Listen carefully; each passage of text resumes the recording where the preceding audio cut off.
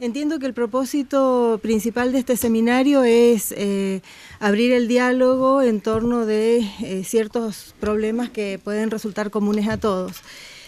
Con ese espíritu es que yo he pensado en comentar con ustedes, trabajar con ustedes algunos pasajes que surgen del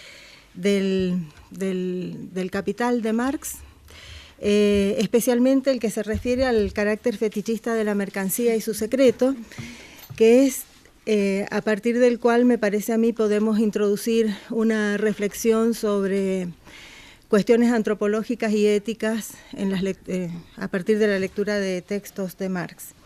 Me voy a permitir leer algún párrafo para poder comentarlo y para que ustedes también puedan entonces participar de los comentarios.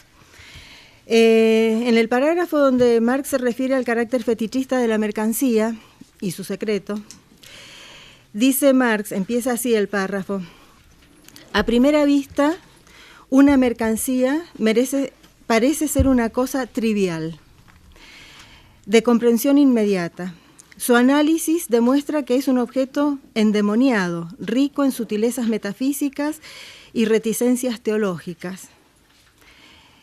En cuanto valor de uso, nada de misterioso se oculta en ella. Ya la consideremos desde el punto de vista de lo que merced a sus propiedades satisface necesidades humanas, o de que no adquiere esas propiedades sino en cuanto producto del trabajo humano. En este parrafito nomás están apareciendo ya algunas categorías fundamentales: la categoría de mercancía, la categoría de valor de uso, mercancía, o sea, valor de cambio. La noción esta de valor de cambio es una noción que usa Marx, pero que ya estaba presente en la tradición moderna. Kant, cuando en la metafísica, en la fundamentación de la metafísica de las costumbres, quiere referirse al hombre como algo que no se puede intercambiar por otra cosa. Lo diferencia el valor de cambio del valor intrínseco del hombre, que es la dignidad, ¿no? Entonces ahí aparece ya una consideración antropológica acerca de la distinción entre valor de cambio y valor intrínseco del hombre. En el caso de Marx, él va a usar la noción de mercancía y de valor de cambio para oponerlo también al valor de uso, porque el análisis que hace Marx es diferente del que estaba haciendo Kant. Pero entonces, aquí hay que diferenciar algunas cosas. Decía, aparece la noción de mercancía o valor de cambio, la noción de valor de uso. Aparecen además dos nociones que son muy importantes antropológicamente hablando, que es necesidades humanas y trabajo humano. Y no es solo necesidades y solo trabajo, sino necesidades humanas y trabajo humano. Un poquito más adelante, por supuesto, ustedes, la argumentación es, bueno, a primera vista la mercancía no tiene nada de raro, pero resulta que si hacemos un análisis más detenido nos encontramos con que hay un misterio, hay un secreto detrás de la mercancía. Un poquito más adelante, en otro párrafo, dice: el carácter místico de la mercancía no deriva, por tanto, de su valor de uso, porque en cuanto a valor de uso, la mercancía es el resultado del trabajo humano que viene a satisfacer una necesidad humana. Y ustedes saben que acá aparece el trabajo como la mediación necesaria entre el sujeto y la naturaleza, ¿no? Con lo cual ya se va modificando el paradigma sujeto-objeto de la modernidad, porque entonces el trabajo aparece como una mediación que hace que esa relación no sea transparente, ¿no? Sea una relación que está opacada, justamente va a estar opacada en la interpretación de Marx por el lugar que los sujetos ocupan en las relaciones sociales de producción. La relación con la naturaleza no se da de la misma manera para todos los sujetos, sino que es diferente según el lugar que cada uno ocupa en las relaciones sociales de producción. Y esto opaca la relación, ¿no? Entonces, él dice, el carácter místico de la mercancía no deriva, por tanto, de su valor de uso, porque en tanto valor de uso viene a satisfacer una necesidad, y es el resultado de un trabajo realizado para la satisfacción de una necesidad. ¿Mm? Tampoco proviene del contenido de las determinaciones de valor. En primer término, porque por diferentes que sean los trabajos útiles o actividades productivas, constituyen una verdad desde el punto de vista fisiológico que se trata de funciones del organismo humano. Es decir, para transformar la naturaleza en objetos que satisfacen nuestras necesidades, es decir, en objetos que tienen algún valor, en este caso valor de uso, lo que nosotros hacemos, lo que el hombre hace es un gasto fisiológico. Se trata de funciones del organismo humano, y que todas las funciones, sean cuales fueran su contenido y su forma, son, en esencia, gasto de cerebro, de nervios, de músculos, de órganos sensorios, es decir, gasto del sujeto que pone todo de sí en la producción de ese objeto que viene a satisfacer una necesidad. O sea que el misterio no se esconde ahí, porque ese gasto se hace para transformar la naturaleza en algo que satisface nuestra necesidad. Sin embargo, sigue diciendo, es posible distinguir, hasta sensorialmente, la cantidad del trabajo de su calidad. Y aquí es donde está el problema. Porque al distinguir la cantidad del trabajo de su calidad, en realidad lo que se produce es un quid pro quo. Se reduce la calidad a cantidad. Y esto sucede en las relaciones capitalistas de producción, dice Marx, aun cuando los sujetos no nos demos cuenta de eso. Aun cuando no nos demos cuenta de eso, esto sucede en las relaciones capitalistas de producción. Es decir, todo ese gasto humano, que es cualitativo, es reducido imperceptiblemente, digamos así, en las relaciones capitalistas de producción a una cantidad. Y esa cantidad es la cantidad de tiempo trabajado. Y el salario se mide por la cantidad de tiempo trabajado. Entonces, el gasto humano desaparece detrás de la cantidad de tiempo trabajado, ¿cierto? Por eso dice, esto sucede, este quid pro quo sucede en las relaciones capitalistas de producción, aun cuando los sujetos no nos demos cuenta. Con lo cual está apuntando otra cosa más, y es el problema de la alienación. Justo porque no nos damos cuenta es que se presenta el problema de la alienación. Y justo porque no nos damos cuenta es que estamos otorgándole al objeto un valor que no depende del gasto realizado, sino que depende del valor que el objeto tiene en relación con los otros objetos que están circulando en el mercado, ¿cierto? Es un valor propio, por lo cual el objeto se transforma en fetiche, ¿no? En eso consiste entonces el fetichismo de la mercancía, el hecho de que el objeto tenga un valor que es independiente del gasto que el sujeto hizo de trabajo humano en la producción de ese objeto, que cuando el trabajo es libre y consciente, ese objeto satisface las necesidades, pero cuando el trabajo, la producción se da bajo el modo de las relaciones capitalistas de producción, el trabajo deviene alienado y la mercancía adquiere valor propio, dice Marx. Se enfrenta al trabajador como si tuviera valor propio, como algo que le es completamente ajeno. Entonces, desde la perspectiva antropológica, pensaba yo, es interesante pensar esto y relacionarlo con otro texto de Marx, que es el de los manuscritos de filosofía y economía, en particular el que se refiere al trabajo alienado, donde Marx, esto seguramente todos lo conocen, o por lo menos los que han sido alumnos míos, lo tienen que saber porque es lindo igual, dale. Porque si no, no hubieran aprobado la materia. Sí.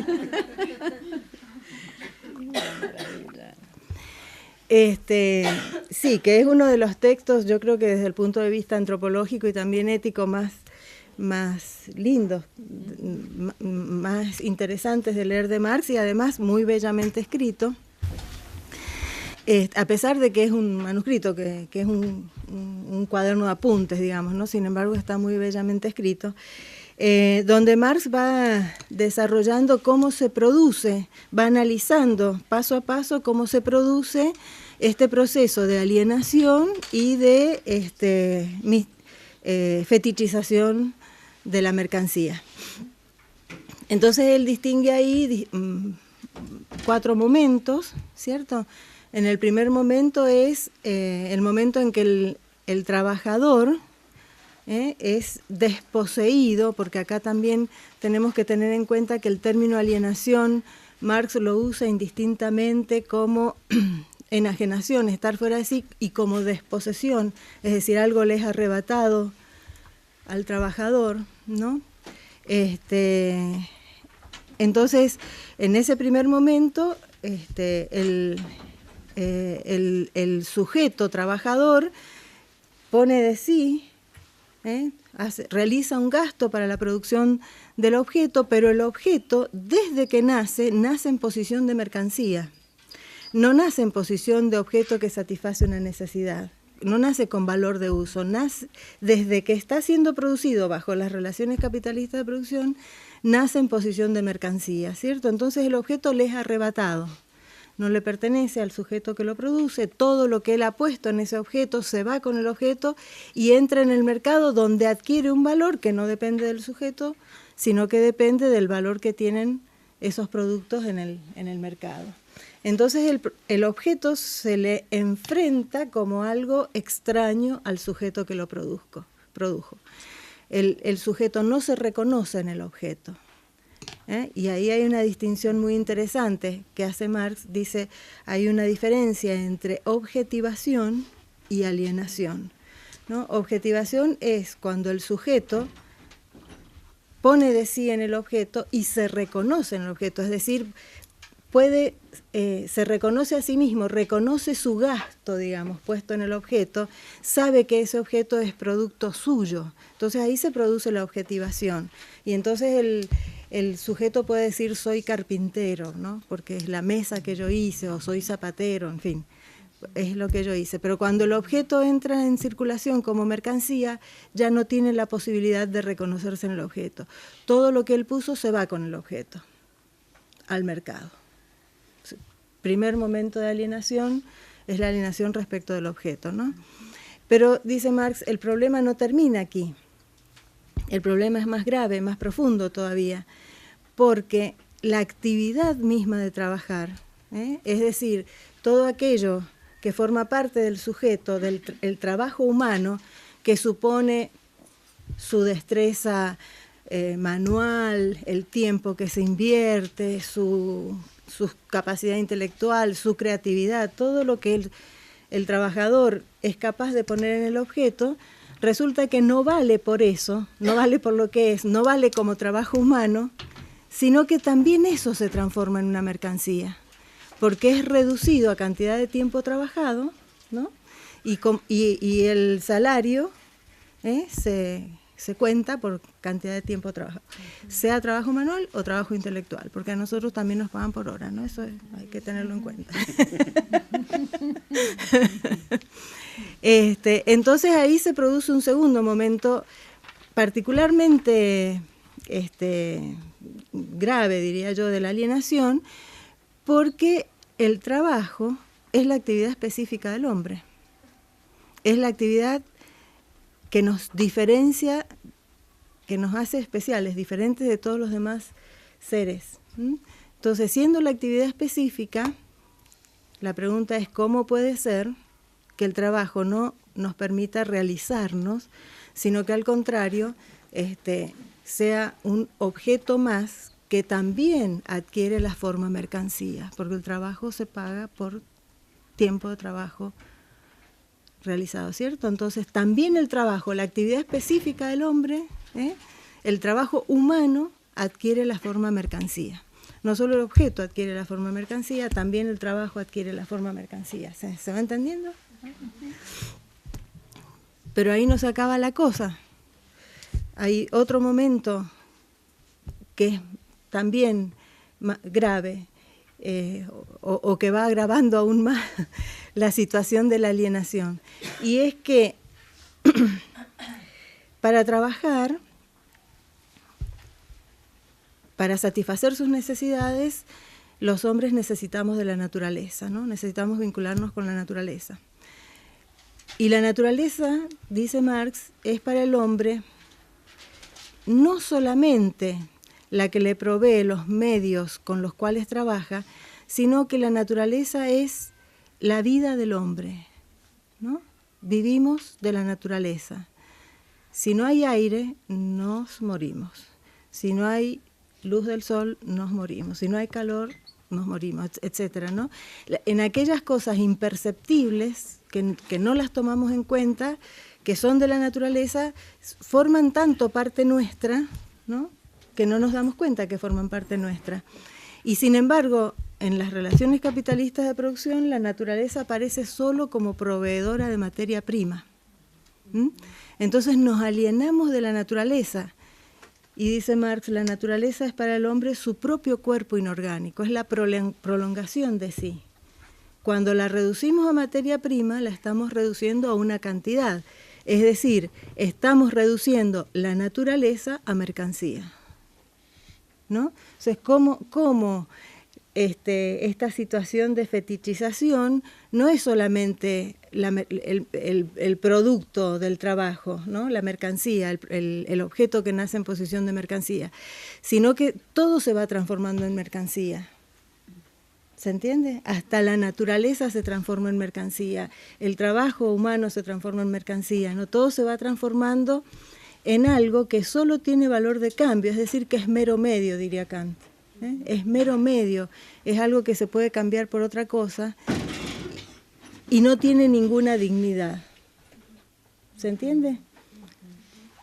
Nosotros podríamos pensar, bueno, se dice que el trabajo dignifica al hombre, claro, cuando es trabajo libre y consciente, ¿cierto? Cuando nos podemos reconocer en lo que hacemos, pero cuando no nos reconocemos en lo que hacemos, nuestro trabajo es mercancía, la naturaleza de la cual tomamos las cosas que son necesarias para trabajar, pero también para vivir, es mera mercancía, también se transforma en mercancía. Todo adquiere la forma mercancía, ¿no? Esta es la situación de la fetichización de la mercancía y su secreto. Ese es el secreto, ¿no? Cómo todo se va transformando en mercancía. Pero también la relación con los otros hombres. Porque, dice Marx, el hombre, ¿no?, nosotros en cuanto somos seres humanos, tenemos conciencia de nuestra pertenencia a un género, al género humano. También después podemos hacer todas las especificaciones. Qué genial. Es decir, no estamos inmersos en la naturaleza. Si bien la naturaleza es nuestro cuerpo inorgánico, no estamos inmersos en la naturaleza. Tenemos conciencia de pertenecer a un género. Y es más, el trabajo solo es posible en medio de las relaciones sociales, ¿cierto? Siempre es en relación con otros donde el trabajo se realiza. Y así como el trabajo es una mediación para la satisfacción de necesidades, es una mediación en todas las relaciones sociales. Incluso el lenguaje es posible en cuanto el trabajo es mediación en las relaciones sociales, ¿no?, que sería lo que nos constituye, el trabajo y el lenguaje. Sin embargo, en las relaciones capitalistas de producción, dice Marx, el otro se me aparece como el enemigo. El otro que no es trabajador es el capitalista.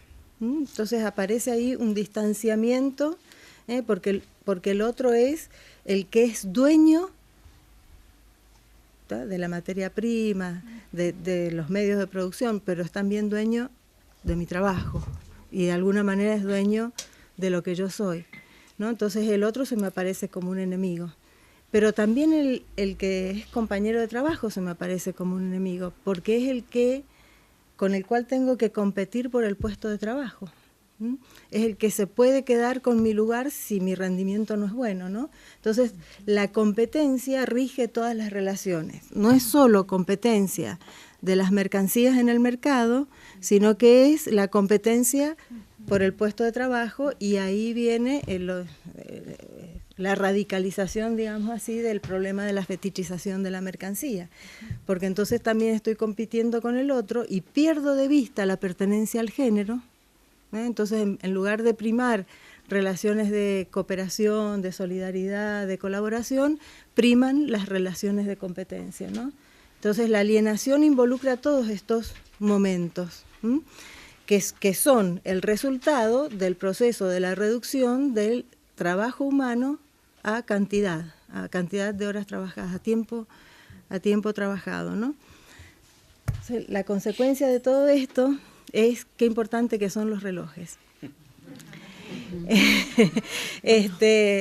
Hay un pasaje en los Grundrisse donde Marx dice que no existen las Robinsonadas, ¿no? Porque el hombre solo no puede vivir. Y resulta que Robinson, no sé si ustedes se acuerdan del cuento, lo que había logrado rescatar, entre las cosas que había logrado rescatar del naufragio, estaba su reloj. Y él estaba solo en la isla, pero medía su tiempo de trabajo, su tiempo de descanso, ¿no? Seguía midiendo, es decir, seguía alienado, por más que estaba solo en la isla y tenía la naturaleza ahí para satisfacer sus necesidades. Él seguía pensando, moviéndose en la isla, como si estuviera sometido a las relaciones capitalistas de producción, ¿no? Entonces él dice, no existen las Robinsonadas. No se puede pensar en esta sociedad que vivimos que hay la posibilidad de que porque se está solo nos salvamos de estas relaciones. En todo caso, lo que tenemos que hacer es ser conscientes de que existen y ver de qué manera, ¿no?, resistimos y oponemos alternativas frente a esta situación, ¿no? Porque claro, la solución de Marx, ¿cuál es? ¿Cuál es la raíz de todo este problema para Marx? La propiedad privada de los medios de producción, ¿cierto? La propiedad privada de los medios de producción. O sea, la solución es eliminar la propiedad privada de los medios de producción. Bueno, yo dejo... ¿Cómo? Se dice fácil. Bueno, yo lo dejo planteado ahí como para que podamos después seguir discutiendo y no tomar más tiempo.